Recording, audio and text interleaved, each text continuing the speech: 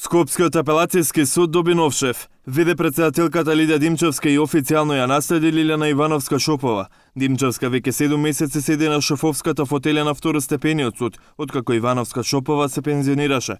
Судскиот совет едногласно избра Димчевска за председател на апелација. Членовите образложија и зошто. Знае да раководи со судот, тоа го покажувала досега, значи за овој период што бил ВД.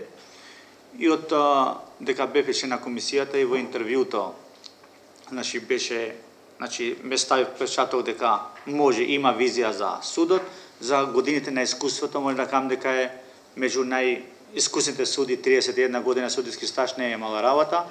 Судија, долги години во самиот суд, ги познава работите во судот и може да раководи успешно со судот.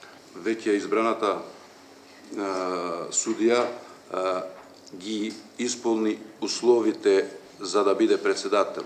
За шефовската фотелја на апелација се кандидира 11 судии. Во трка беа и имињата на судиот кривичен како Добрила Кацарска, која го осуди Груевски на 2 години затвор, меѓу другите и Огнен Ставров, кој суди во случајот Монструм.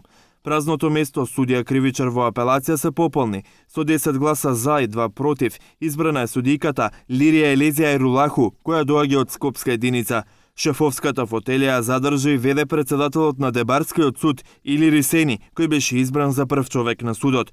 Со 11 гласа за и 1 против, Судскиот совет за виш управен судија го избра поранешниот член на ДИК Супхија Купи. За судии во управен се избрани поранешниот генерален секретар на Судскиот совет Елизабета Васковска и стручната соработничка од Тетовскиот суд Имсале Асани.